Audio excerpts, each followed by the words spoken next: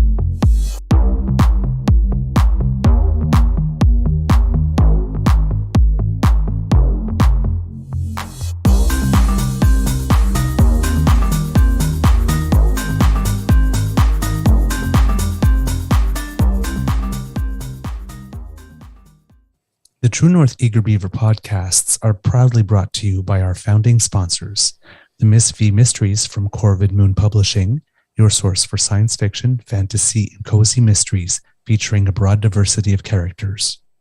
CanadianTarot.com, your uniquely Canadian online eclectic tarot community and forum, and The Peppermaster, hot pepper sauces made from fresh farm ingredients to thrill your taste buds and expand your mind.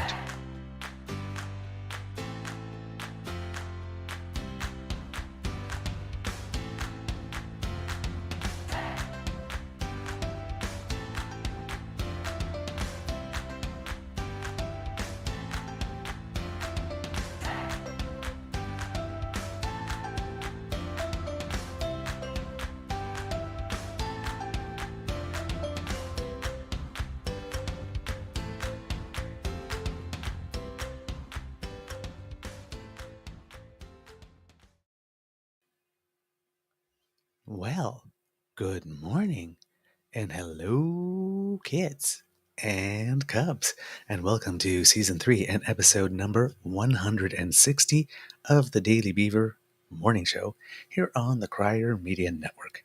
Today, recording day is Tuesday, July 11th, 2023, and it looks like it's going to be a bright day here. Beautiful sunshine here at the Beaver Lodge. I'm your host, the Eager Beaver, pronouns he, him, hey, Mr. Beaver, eh?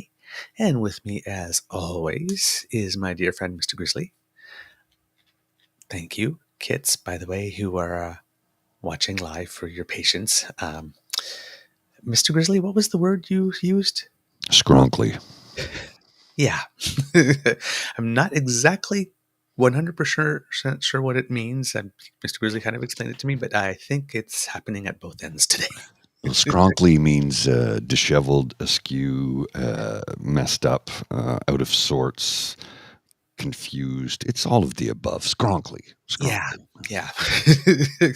Let's just say when you're starting a car and goes, that's about me this morning.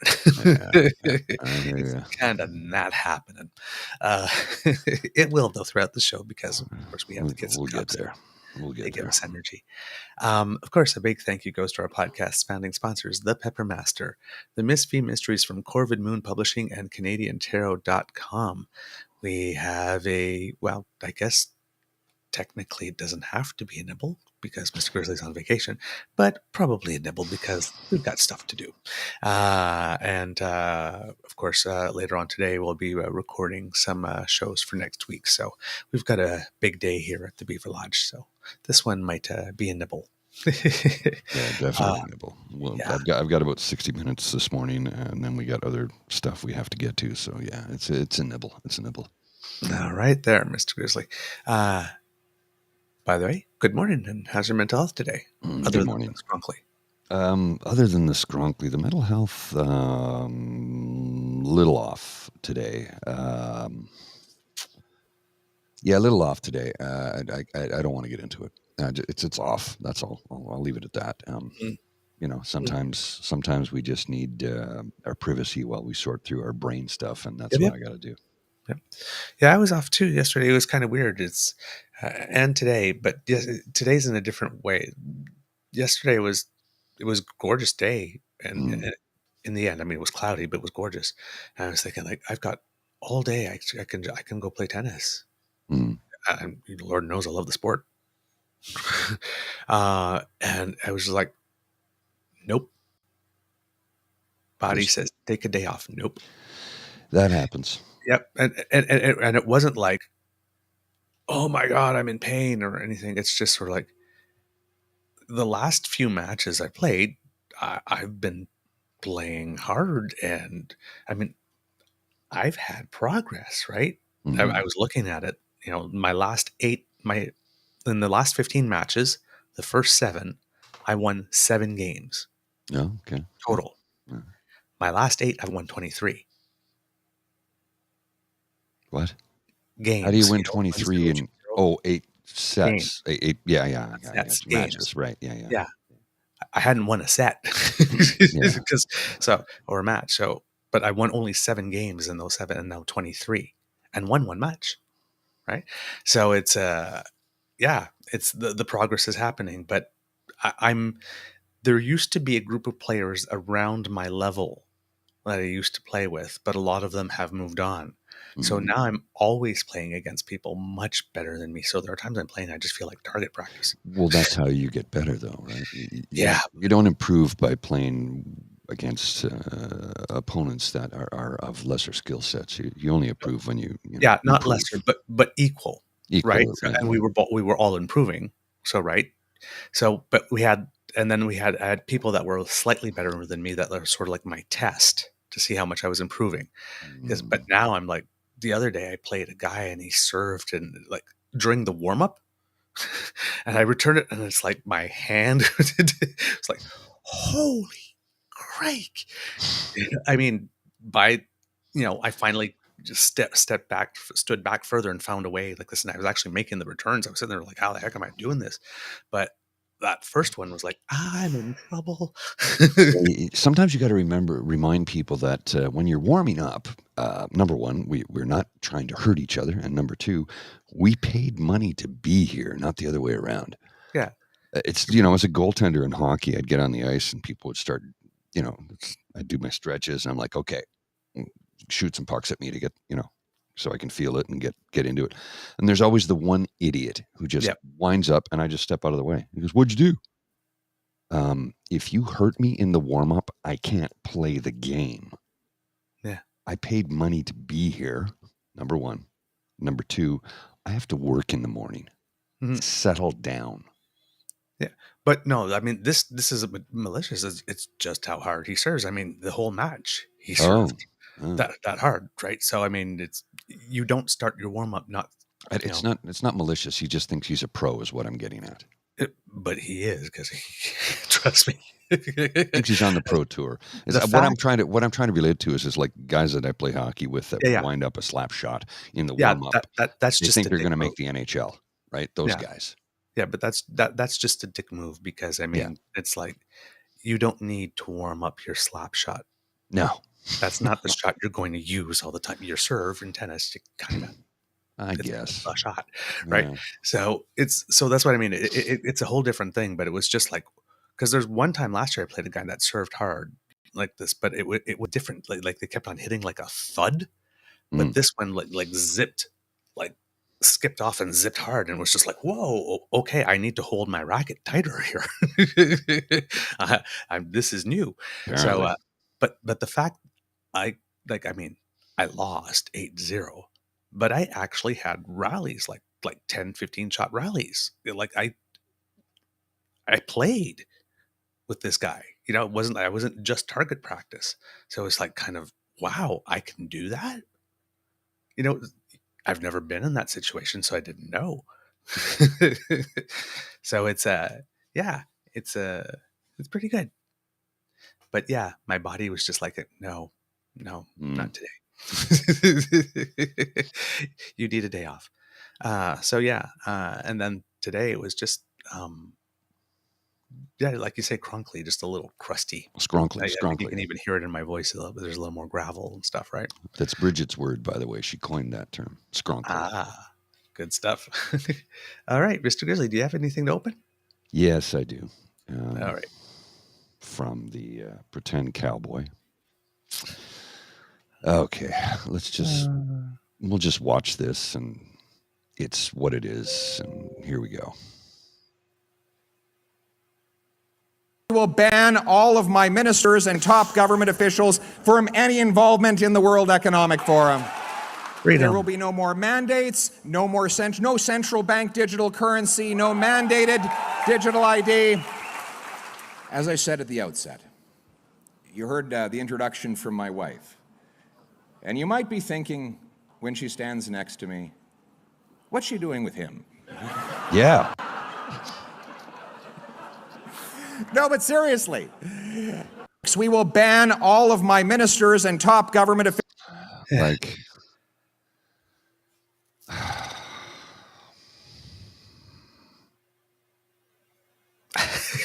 I know.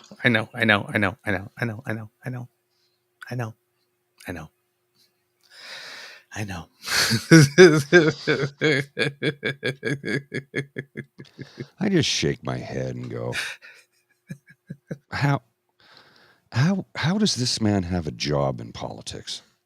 Like, no, seriously, like, really, somebody voted for that.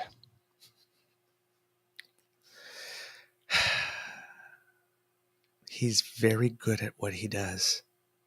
Remember, he built his reputation by being a very, very, very good constituency MP. Yeah, but he's since abandoned his constituency. Yes, but the goodwill, right? He made sure to take care of that first. Those first X number of years when we're wondering what the hell he was doing, that's what he was doing, making sure he would never get unelected by shoring up that home base. He's very strategic. I see a question here from Linda. Did his voice change when he took off his glasses? No. And Anita just had his testicles in her purse. Oh, I know. Oh. It seems...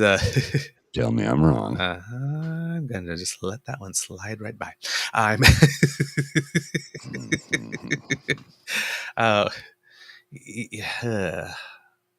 Yeah.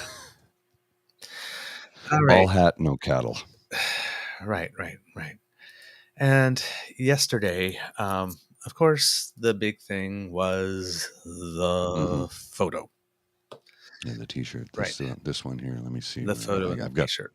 I've got both of them. I've got this one, of course, with Danielle. I didn't read the shirt. Well, there's a photo of you talking to him face to face. He's in a lime green shirt. How do you not notice that? Like there's the photo. She's talking to him. Yeah, but I didn't read it. Yeah, there's a tweet there that came back. I wish I could find it, but it's like, yeah, like totally not. That shirt is totally blendy-endy. Yeah.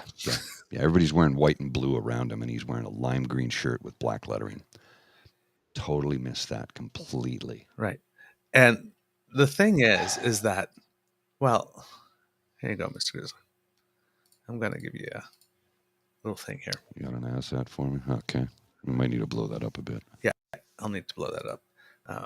But here we have, because eventually, of course, Skippy, this came out, right? Yeah. Because at first it was just Danielle for about like the first half of the day. And then eventually this one came out. Of course, this guy now, the future's so bright, he's got to wear shades. And then, when did Skippy change his hat? I don't know. Then we got this, from of white course. to black.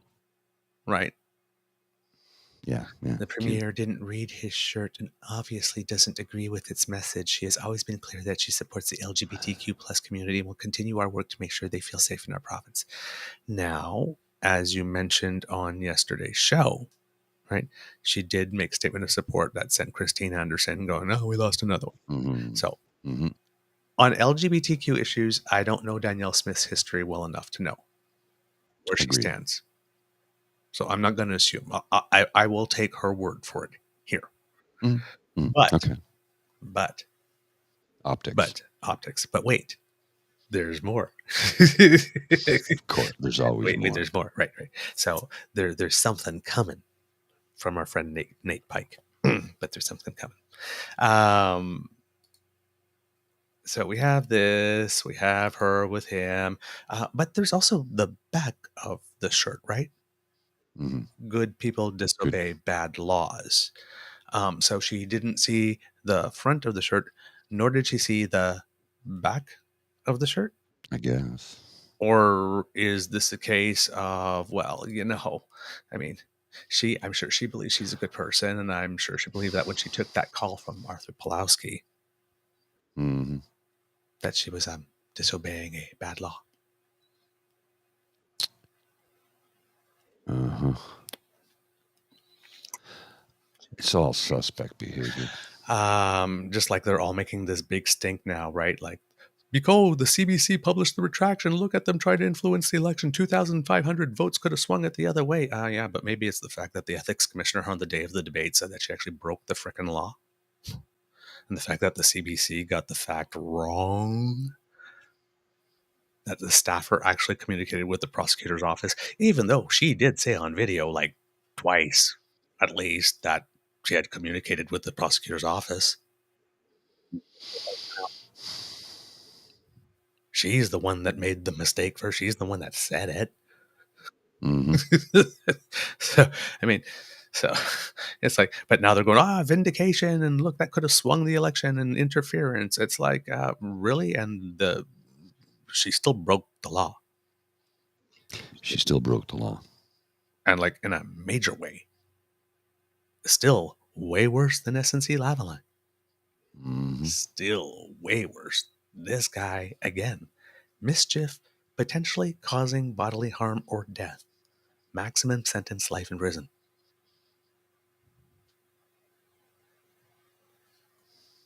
Pretty bad. Okay. She had time for his call. That's I mean, she had time for his call. Yeah. Nothing the CBC did or didn't do changes that. Completely irrelevant. Now they're going to use it as a shield for absolutely everything. Like, they got this one thing wrong. You can't trust the media. Blah, blah, blah. And they're all, she's pure as driven snow. But okay. Mm-hmm. So you got all this on. So I wrote to my best friend, Sarah Fisher, Director of Communications of the Corruption Party of Canada, who, for some reason, I guess communicates back with me telepathically because she never actually writes back, but we have a thing. So because I've been asking her, Pierre Poliver said in June, around June, maybe 19th or 20th or something like that, that he did support the gay and lesbians' ability to live free, and that he would be getting back to us at some point during Pride Month with how he was going to celebrate that. But right now his schedule is busy, but when it clears up a bit, is this how he's doing it? Is this what he did to celebrate Pride? This photo? Or was it the pamphlets in Portage? Mm-hmm. Talking about how Maxime Bernier marched in Pride, and yeah, because those are the only two things I've seen him do relative to our community ever since he said he believes in it and wants to celebrate the fact that we are allowed to live in freedom like everybody else. But he keeps doing stuff like this. Yeah. Oh, and pushing for that Braden guy to get elected in Portage because he actually went there and campaigned for him, even though he supports conversion therapy. I'm going to bite Those my are the tongue. 3 things he's done, actually.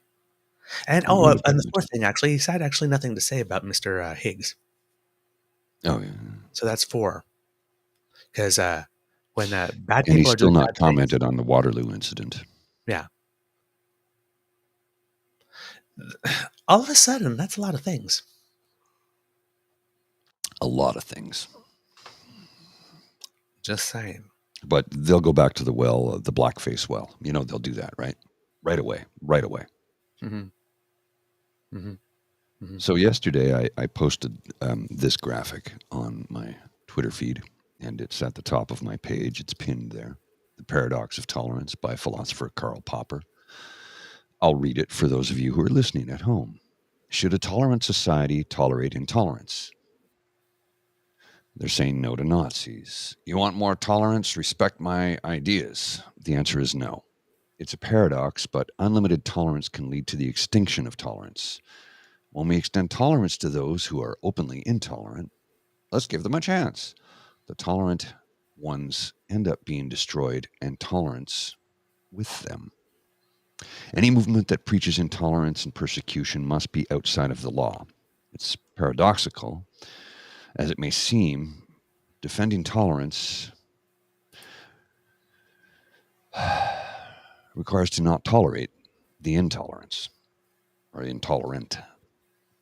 So I put that up yesterday on the Twitter in response to Adam Van Couverden's statement on the Globe and Mail column about Skippy taking that photo with that dude.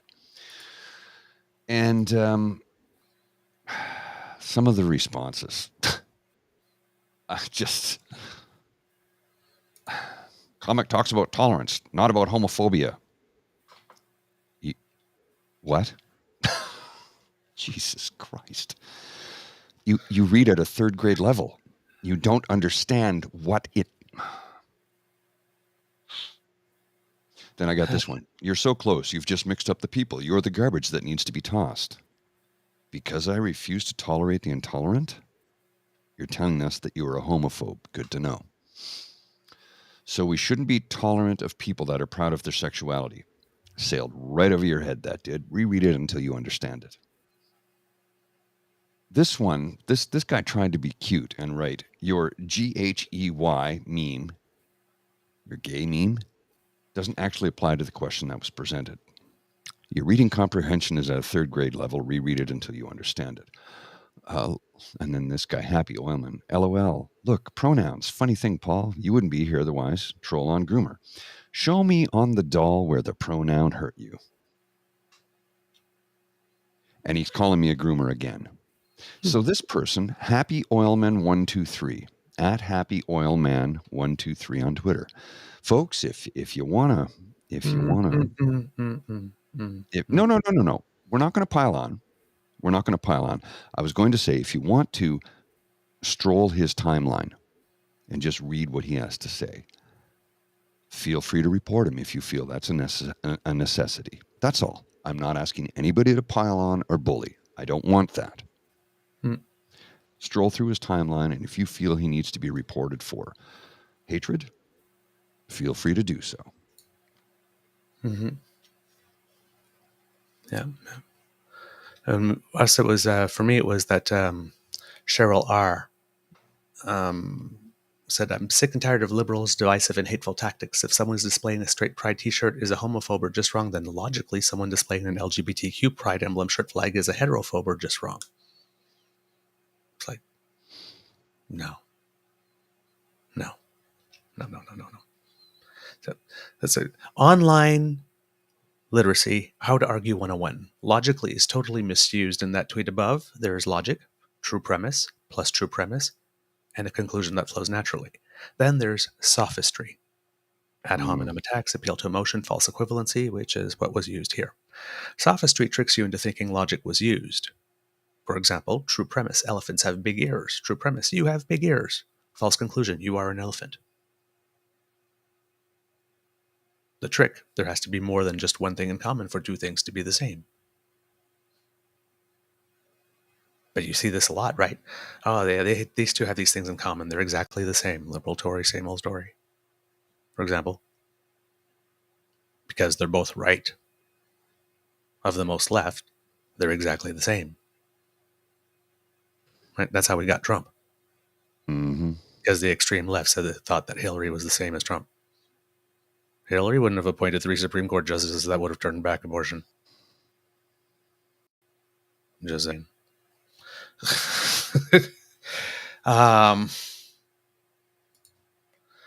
The trick being used is comparing groups of people as if they've historically enjoyed all the same advantages and benefits of society over the centuries, as if they've always been exactly or near equal in the social pecking order. It starts with the faulty premise that both the heterosexual and identifies with the sex assigned to them at birth majority, because apparently cisgender is a slur. Never had a history of oppressing homosexual and transgender minorities, even though it's still happening today. It's not even remotely logic. Nope. Sorry, sister. Just not.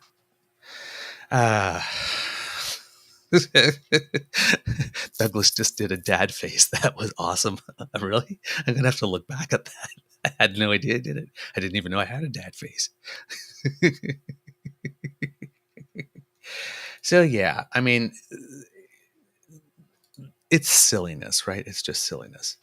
But if we get back to, because I said, wait, there's more. Mm-hmm. Well, this is the thing here. Yeah. This was the blendy anything. I kind of found it. So it's more like this. I didn't see what was written on the t-shirt. Mm. So for people who are listening, it's kind of it's a sort of cartoon drawing where there's a whole bunch of people watching, I guess, well, they're wearing running shoes. So, but some kind of a sport that No, would it's sort a of like hockey be played game. like the It's hockey glass, rink. and those are boards. Yeah, they're in Yeah. a rink. So Yeah. they're in the stands against the glass. Yeah, up against the glass, wearing bright neon, occupying all the glass. You really can't see anything else. I didn't see the t-shirt. I didn't read it. I didn't. It's not that they didn't see the t-shirt, right? It's that they didn't read it. Read it. They didn't read it. Yes. Do we need to send her back to school for reading comprehension? And now, there's more. There's from my always friend more. Nate.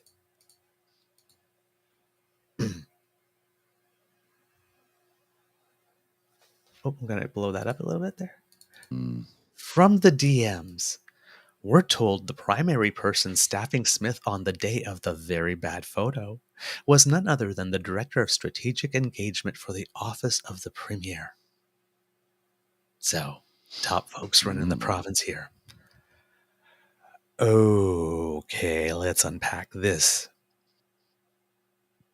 The Director of Strategic Engagement. Oops. Okay, so Daniel didn't read the t-shirt. None of the people around her read the t-shirt. The guy who took the photo, who's looking right at it, Didn't read the t-shirt. Didn't read the t-shirt. And then for Pierre didn't read the t-shirt. And Anna didn't read the t-shirt. And all the people around Pierre didn't read the t-shirt. And his photographer, who also was looking right at it, apparently did not read the t-shirt. Yes, Pierre, when I sent the message to Sarah saying, Sarah, will Pierre be putting out a similar statement? Pierre put out exactly the similar statement. I did not read the t-shirt. There's a little rumors list where, like, I got swarmed by thousands of people and I just don't, and I take photos with hundreds of people, right? The same thing they use all the time, right? Like this, I just, okay.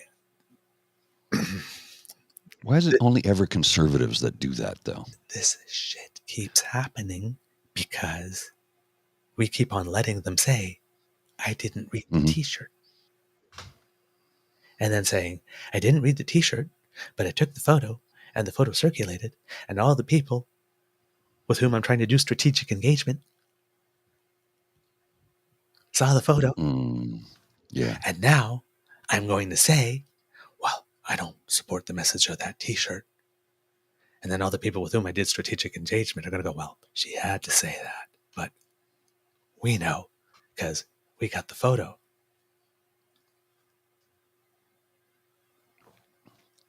They're just really bad at this, aren't they? No, they're really good at this. Oh, they're really good at being bad. Uh-huh. Yeah. Yeah, because they continue to get away with it, and they're never held to task. They know all they need to do is go in front of the camera and say, oh, I didn't read it and I don't support it. And they won't lose anything from the base because they know that that's how the game is played, and everybody else just moves on. They're doing, what was it, the Rex Humbard? Was it Rex Humbard? No, Jimmy Swaggart. I have sinned. Mm-hmm. You remember that? Yeah. those of you who are in the chat who are old enough to remember who that guy is in that moment. And then there was the other guy. It's like, if you don't send me $10 million, God is going to come and get me. Was that Oral Roberts? That might have been Oral Roberts. I don't remember who did that one, but I just it's like, really? It's like, can we pay God $11 million? There's an Oral Roberts joke that I want to tell you, but it's too early in the morning, so I'm not going to. That's more of a casual Friday story. Gotcha. But it's a good one. I'll tell you when we go. Write it down. Oh, kid. Oral Roberts is my porn name. That's James, right? James, yeah, you know that's James, right? Just by the tone, right? Yeah, I'm just pulling up the chat now. Of course it is. Of course it is. I'm gonna type out the joke for you in the chat here. Okay. Now here's the but wait, there's more part. So, oh yeah, I did say that it's the director of strategic game. So you have all these people didn't see it. They put out the same denial, right? You get the, oh my God. That's why I'm not going to tell the joke. It's good though, right? It's a good one. Oh my.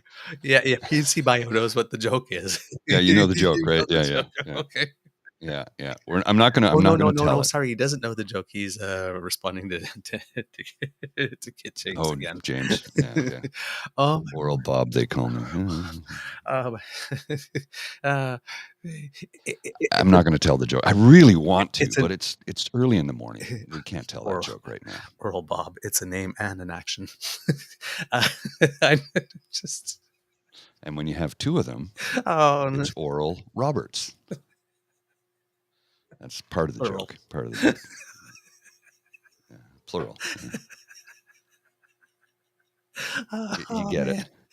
I can't tell the joke, James. It's really spicy for this time of the day, yes. And my mom would not appreciate it because she watches this show. She doesn't watch Casual Fridays, and she doesn't know about it. So she doesn't. There's some things I just there's some things I just don't want to. She does now. Well, she got to find it, and she won't. Mr. Grizzly's mom, you really don't want it. Nope. Trust me, I'm looking out for you. Don't look into the box. No, don't look in the box. What's in the box? Don't look in the box. I'm begging you not to open that box. Now we all want to know. We're showing a little leg, so come watch Casual Friday. See, James, we're helping you. I don't even know what part of the country I'll be in on Casual Friday. I'll pop in, but I'll be somewhere. I just don't know where at the time. Nova Scotia or New Brunswick, maybe even Newfoundland by that point. I'm not sure yet. I'm not sure. Mm-hmm. So yeah, it's the director of freaking strategic communication. So this was on purpose and thought was put into it.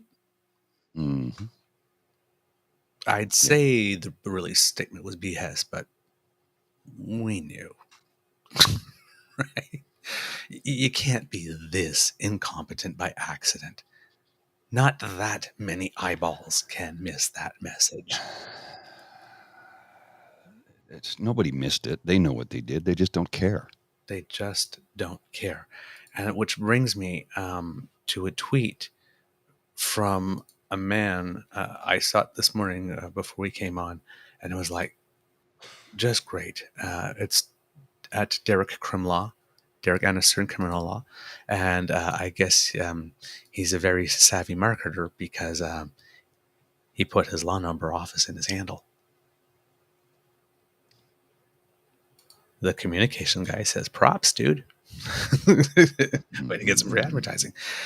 Why should I assume that from the photo itself to the entire increasingly fraught response, the, quote, director of strategic engagement for the office of the premier doesn't see the entire affair as an unmitigated PR success?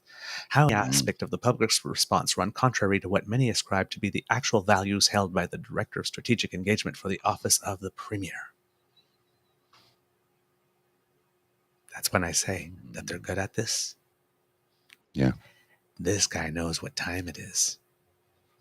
Oh, yeah. This guy knows what time it is. I'd say you got a pretty good lawyer there if you need one. Well, in reference to that, there was a really good Adam Van Kooveren's. I don't know if did anybody see this? I'm going to put it up on the screen here. I don't know if anybody saw the tweet from Adam Van Kooveren. Okay. I'm going to put it up on the screen, and I'm going to scroll down a bit. So bear with me while I do this, so everybody can see it. It's this is Adam Van Kooveren, and he's a member of Parliament for Milton. Former Olympian. He's a Paul Revere. Pardon? Former Olympian and medalist. Yes, that's correct. Paul Revere didn't march in a pride parade and didn't bother to show up to the Parliament Hill Pride flag raising, but he's just thrilled to get a photo with a homophobic fan. Don't buy the "I didn't see his shirt" BS. Yeah, you did, Pierre. Grow up. And then the comment: the man has a point. Without straight people, there wouldn't be gays. Mm-hmm. I made the point on the show the other day, right? Yeah. If you're tired of seeing us, stop making us. Keep it in your pants. Stop making us. Give up sex.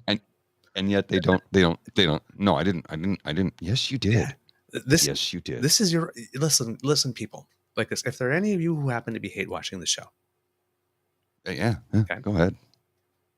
The only way for you to live in a world without gay people is for you to stop having sex,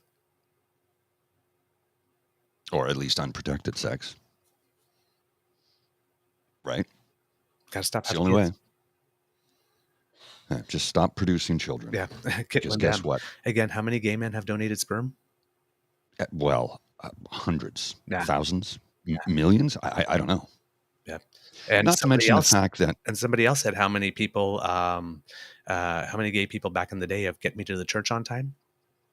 Yeah. Who got married? And let's not had kids. Let's not forget that lesbians can bear children. Mm-hmm. Right. Well, there you go. And here's the thing to this comment, Ellen. He says, I know a gay man who fathered 2 children. I know a number of gay men that were married and closeted for decades that have 3, 4, 5 kids. Yeah, they get me to the church on time. Yeah. That's what we called it back in the day. Actually, a friend of mine here in town is a doctor. And he was married for 35 years. Has grandchildren. Mm-hmm. Then one day came out to his wife. He says, I've been, hiding myself. And she said, I knew for a long time, but, we kind of had a good thing going. So I didn't want to rock the boat. And she was happy for him when he came out because she realized he'd been suffering. She tried to, and they're still very good friends. They don't live together anymore. They're divorced. But all his kids have still have a good relationship with him. And he's a really good guy. But he gets a couple of drinks in him and he starts hitting on me. And I'm like, okay, that's enough, Bob. That's enough. You're crossing the line now. Okay. And my other buddy was like, okay, I got to take him home. I'm like, yeah, please do. Cause he's like, no, Paul, that's not cool. That's not cool. He's become the greasy old man. He's become the creepy, creepy, right? Yeah. But again, I get along with him. I bump into him every now and then. I see him. He's a nice guy. But the thing is that you have to understand at that age, because I have a friend like that. His name is Jack. I met him. Coolest person I ever met.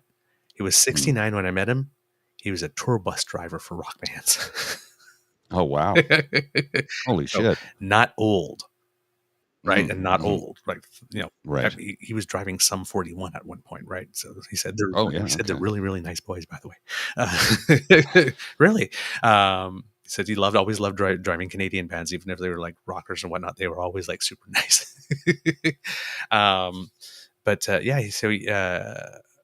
Super cool guy. But it was the same thing. He always knew, but back in the day, this he never cheated on his wife at around like 67, but can't. But this guy, the thing is that when you come out at 67, you're a teenager. Well, and this is right. You're a gay. Thing you're 67 in life, but you're like 1 year old in gay years, right? Yeah, like openly gay years. It's all new. It's all new. Like this, and this, I tell you, this guy never, at 69, never went home alone. That's all. Good for him. I do not know how he did it. Well, But yeah, man, probably maybe dropping the tour bus driver for rock bands on people. You know, that's a pretty good line. that's a pretty good line. But holy crap. Like this, he had like that twinkle in his eye. Do you want to meet the band? I can introduce you to them. It's like, You want to go backstage? so I mean, it'll probably take your friend a couple of years to kind of like, for the novelty of it to Calm wear down. off. Yeah. Oh yeah. And I get it. And I'm not angry with him, but it's like, okay. But yeah, it's not a good feeling. I don't like. I've never liked that when, no matter what age, when someone gets a little sloppy and they start. No matter what age, no matter what the sexuality, no matter what, Yeah. it's just like, okay, just enough. Yeah, that's enough. Yeah, it gives me, sloppy gives me an icky feeling. Oh, and I'd be the first one to say I've been sloppy. Mm-hmm. I have. To say otherwise would be a lie. Mm-hmm. I've been sloppy when I was younger and stupid and didn't have control of my thoughts. I just let it. And now it's like, I think I'm getting sloppy. I'm going to go home. Mm-hmm. Now I recognize it, right? Yep. 20 years ago wasn't necessarily the same. 20 years ago. Yeah, exactly. Exactly. I wasn't handsy, but I could see where my brain was going. So it's like, let's just extricate myself from this particular place that I am right now, so that I don't do something bad. You know, I don't want to be that guy. No, never be that guy. Nobody likes that guy. Kit James is stirring the pot in the chat here. Oh yeah. Do more. You guys named Bob. I approve. We're getting close to the hour. We haven't delivered much news, have we? It's been busy. Well, I mean, there is news. I mean, this whole thing, right, is coffee. It's cheaper than a defense attorney. Okay, let me try to get a couple of tidbits here in the last few minutes for you kids. Okay, at the NATO summit, which is kind of the big international thing. Yes, is it in Lithuania? Yeah, right now? in Vilnius, Lithuania. Let me see. There we go. All right. So, as I mentioned yesterday, the Prime Minister stopped in Riga, Latvia first to visit our largest international mission, where we're heading a tactical group of 11 nations based there, and we're the leader of the multinational battle group. NATO ordered all their battalions all their battle groups to become full battalions. So this one here needs to grow to a size of 4,300 members.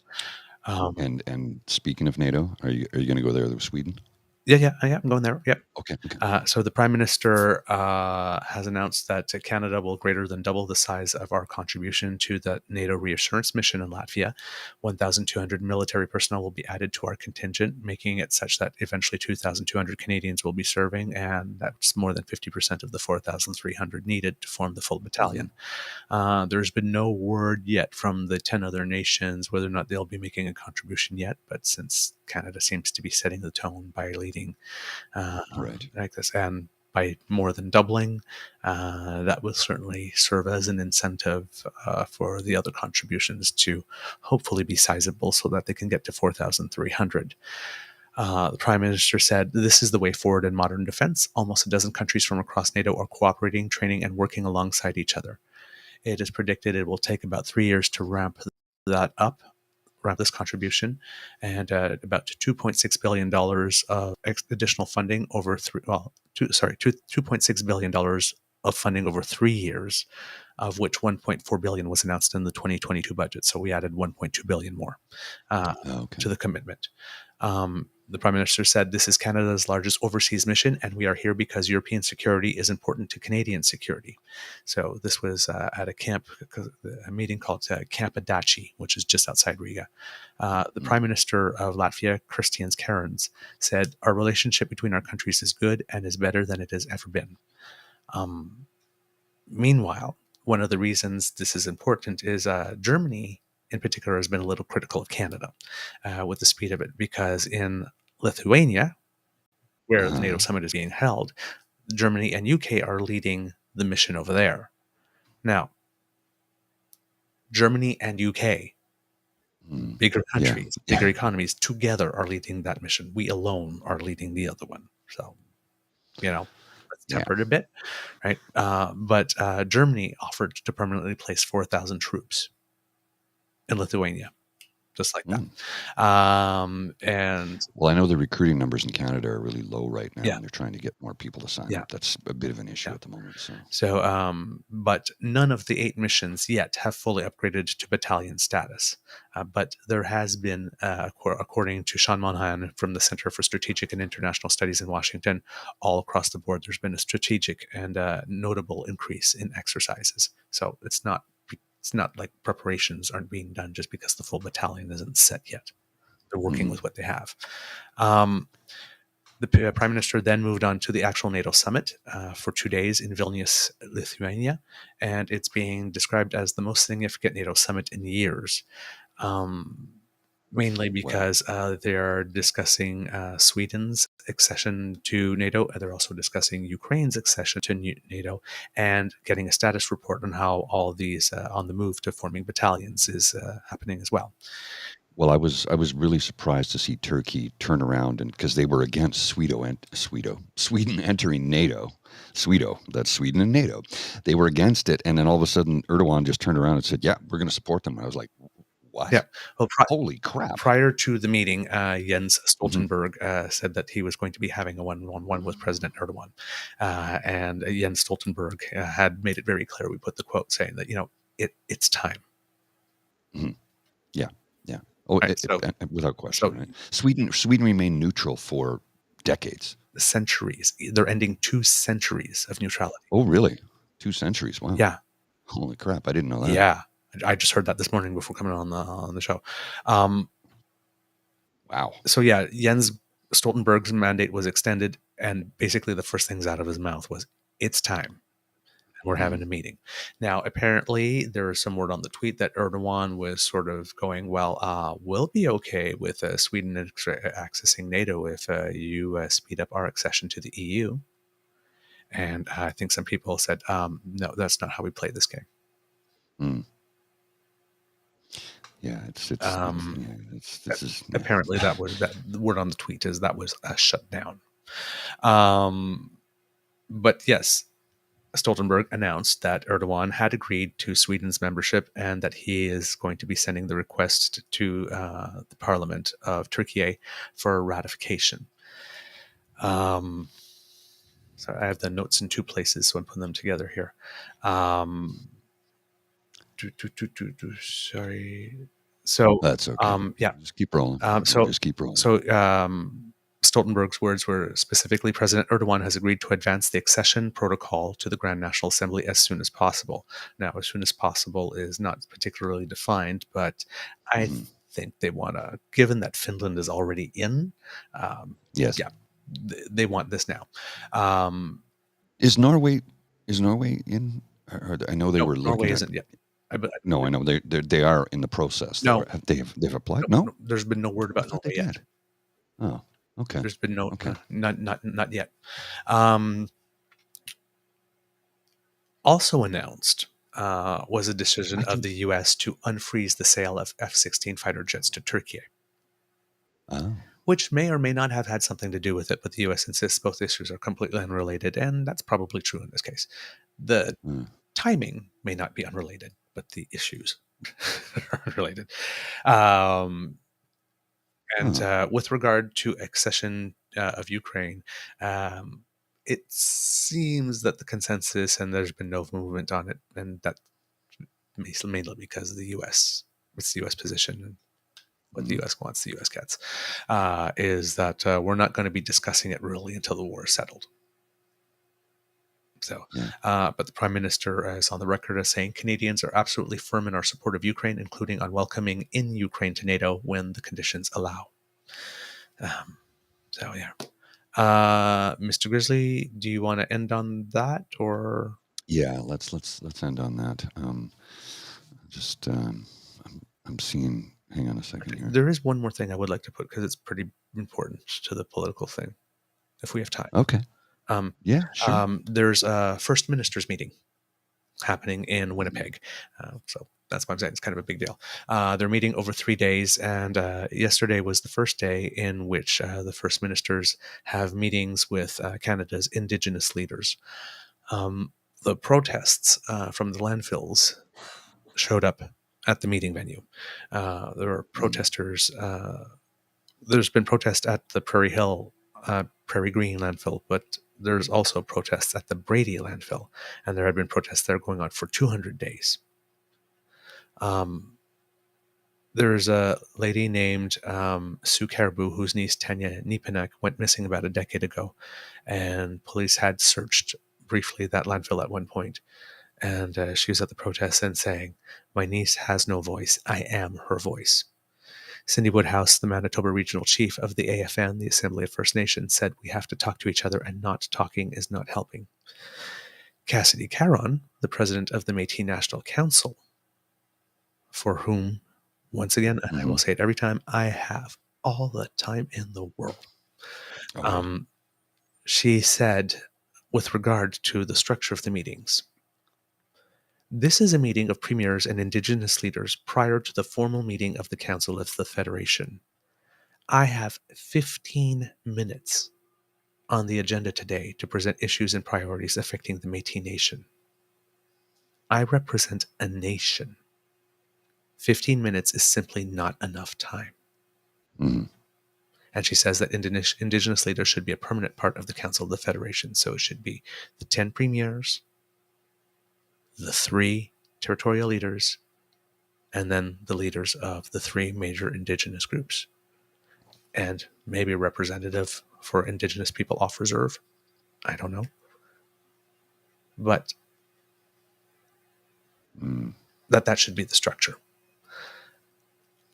I personally can't disagree. If we're dealing nation to nation, it's like the provinces get 3 days, but you get 15 minutes.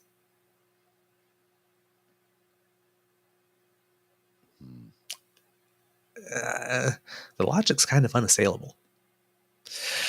Not all the premiers showed up to the first day. Premier of Alberta and the Premier of Nova Scotia, Danielle Smith and Tim Houston, did not attend the session. Danielle Smith was busy getting photo ops with homophobes.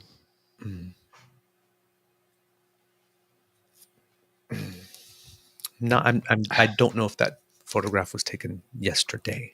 I know. Yes, but I'm being sarcastic. Yes, I feel you.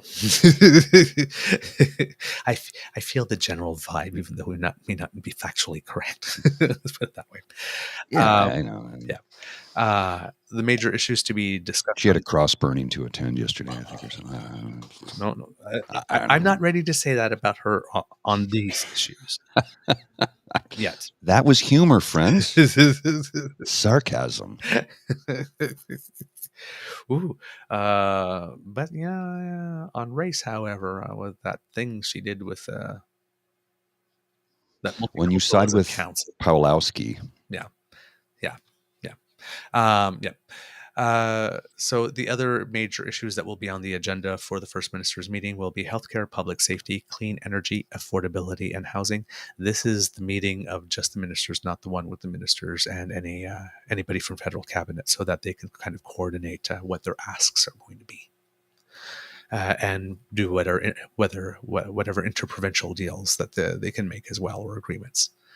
So I'm sure it's going to be very interesting between Danielle Smith and Premier Eby of British Columbia, because she's really calling for those that strike in the ports to be settled. And well, this is an NDP government out, and they don't really believe in that. And of course, she's also wants doesn't think she needs BC's agreement to run over the land to get the oil out. So sure, it's gonna be fun. All right, we gotta go.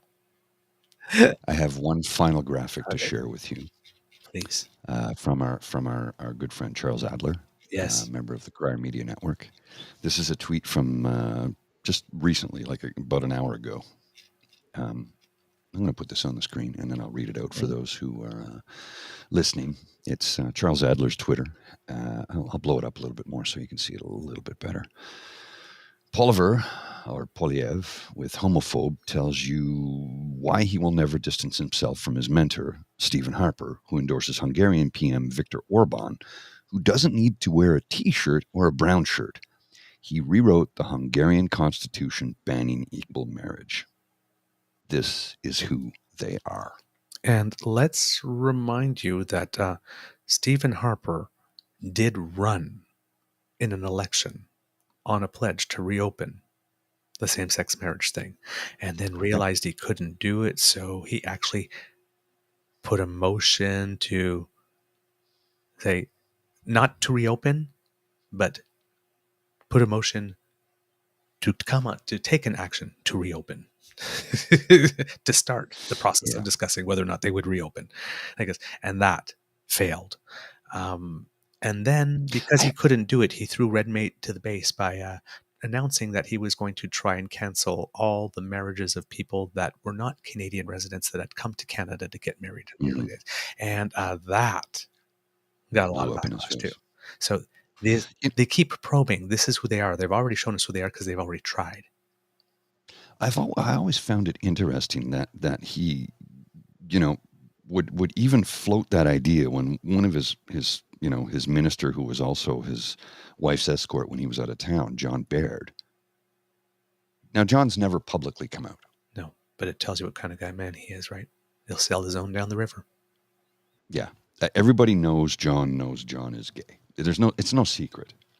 And there's also, and I'm not going to say it, but there's also some floating stories on the internet about John's proclivities. Yes. And I'm trying to get us an interview with an individual who can tell you some stuff about John. Mm-hmm. And that's all I'm going to say right now. Okay. And he also has Melissa Landsman and Eric Duncan. And they're in his inner circle. Yeah. Yes. I guess, and that's what I'm saying. I was like, now John Baird didn't vote against same-sex marriage. No, he didn't. His votes were loyal to the community. Mm-hmm. But he supported the party in every way. And his one vote, if his party wanted to take it away, his one vote wouldn't stop that. No. So I was like, you don't pass the mirror test when you say, well, I personally didn't vote for it, but I knew it wouldn't make a difference anyway. So my party let me. Right? James' comment. I don't know if I should put that on the screen or not. Yeah. I think I'll just leave that there for now, James. I'm not going to put it on the screen, but people who are reading the comments can see it. Yes. I'm not going to argue with you. Solid rule of thumb. It's a solid rule of thumb. Yeah. And so, and then we have, and then we had Landsman, of course, who in service of the convoy took those pictures and and misrepresented them. And then when people said that she was aiding and abetting neo-Nazis, how dare you? I'm Jewish. Totally forgetting that she was a lesbian. Yeah. Because the Nazis invited us over to check out the oven for brunch.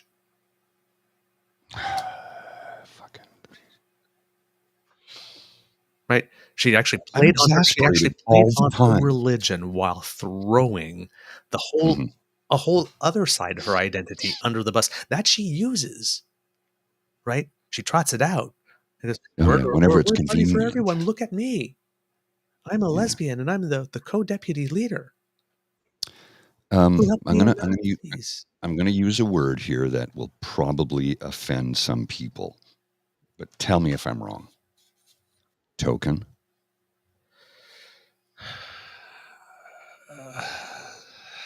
Possibly. Tell me if I'm wrong. No, but possibly. There's lots of tokenism, but the thing with these people, like we keep on saying, is before they are Jewish, before they are gay, before they are Canadian, they are conservative. Yes, that's the biggest problem. That's their entire identity. I'm a conservative. Conservatives will support you, whereas every other politician says Canadians will support you. Every other thing that they are can be sacrificed. Yeah, for their conservative ideology. But they're not conservative. They're reformers. They're Whatever it is, the name that they use to brand themselves, it's what they are. Mm-hmm. It's what they are. Right?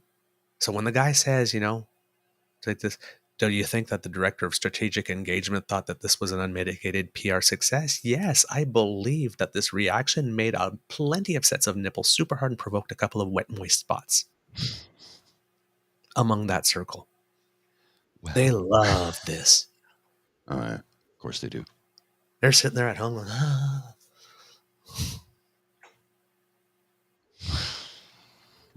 liberal tears. This is their spank bank material. They get off on this. This is what gives them their jollies. Oh, yeah. You're right.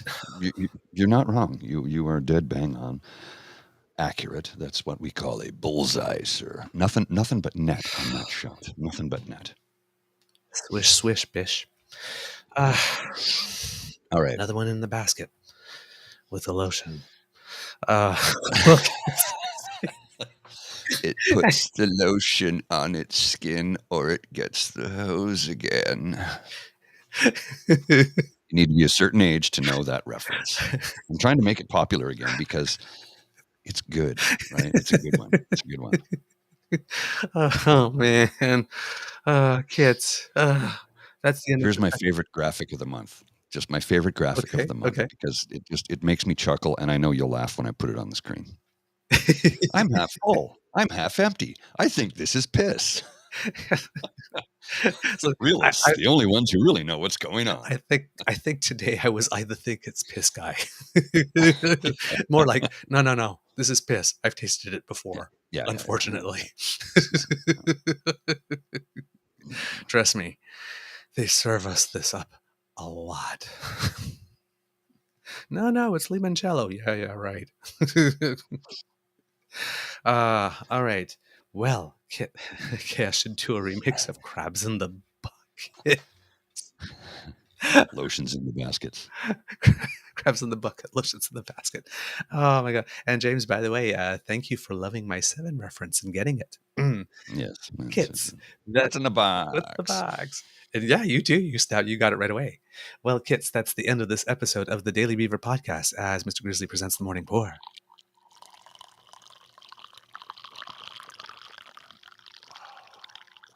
Doesn't that sound just, stir your loins? It stirs your loins, doesn't it? Stirs my loins. It really does. Bridget's sitting on the couch laughing at me. The loins have been stirred. The loins have been stirred while I poured the coffee into the mug, yes. I declare the game's open.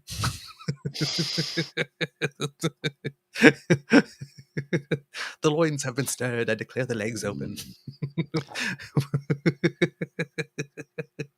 I'm going to stop you right there. Well, kids, that's the end of this episode of the Daily Beaver podcast. We hope you love listening to us because we love making this for you.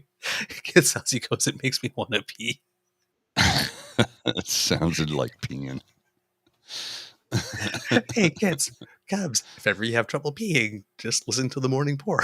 Put it on repeat. Pour. We'd like to help.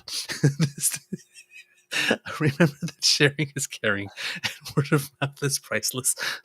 Oh my God. Hold on, I need a second.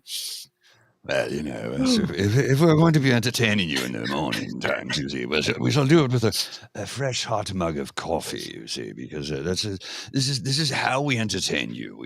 A fresh hot mug of coffee, and we sip away. We sip away. Instead of heave away, it's sip away. Sip away. Okay, remember that sharing is caring, and word of mouth is priceless, and you have the mouths from whom the word we wish to come out. So let your peeps and your poops know about this. A little reverb on that pour. Oh, okay. Now you're just trying to make me laugh. Yep. Because they love it when I get the giggles. Yep. Oh, yeah. Because democracy is something that you do. If you really like this podcast, you can find us on the Crier Media Network, as well as all Beaver Grizzly friendly platforms. Stars and reviews are greatly appreciated. You know what? The giggles is, I would have loved to have been a famous actor back in the day of the Carol Burnett show and to be on that show. I never would have been able to keep a straight face. Oh, God, no. We love to hear from you. Reach us on our Facebook at True North Eager Beaver, our Twitter feed at True Eager, or by email via truenortheagerbeaver@gmail.com. You can subscribe to us via our pod page, podpage.com, the True North Eager Beaver. And why not also subscribe to our True North Eager Beaver Media Incorporated YouTube channel? That helps us out big time. Make like Kit Elaine and smash those boutons. Yes. Like and subscribe. Like and subscribe. We can't do this without your kind and generous support. So if you feel we've done a particularly good show, if you're watching, you can scan the QR code that will magically appear. There you go. And if you are listening, then you can go to our coffee site. That's ko-fi.com/eagerbeaver, all in one word, lowercase letters. And that's where you can make your donation. If you're watching right now, the squiggly on the bottom is where you get to our pod page in order to subscribe. And that way, when we have something fresh off the bandwidth, it comes not straight, but gaily to you. Gaily forward. There we go. I didn't see that one coming. You got it. Yeah. Walk straight. I'd rather progress gaily forward. From the Beaver Lodge, this is your Eager Beaver saying, until next time, dear kits, it could be a tough world out there, so be kind to and gentle with yourself. Mr. Grizzly, do you have some words of wisdom for us before we go? I do, but they're not my words. Okay. I'm going to be quoting somebody, and I think this is apt and accurate and something we need to remember. This is Bianca Swirlski, Queen Spam Pam of Neverland, Swirl C. Love her already. On Twitter. And she says this: I might sound like Grandma Gertie, but I remember when politicians had the guts to say, in quotes, "No, I find your shirt offensive. I won't take a picture with you." Personal accountability and ethics gets thrown out the window when you become premier, I guess, unless she herself believes. You know what? That reminded me of something for the Easter egg. So, Mr. Grizzly, please roll those credits. You got it. You are listening to a True North Eager Beaver Media Podcast. The True North Eager Beaver podcasts are proudly brought to you by our founding sponsors, the Miss V Mysteries from Corvid Moon Publishing, your source for science fiction, fantasy, and cozy mysteries featuring a broad diversity of characters. CanadianTarot.com, your uniquely Canadian online eclectic tarot community and forum, and The Peppermaster, hot pepper sauces made from fresh farm ingredients to thrill your taste buds and expand your mind.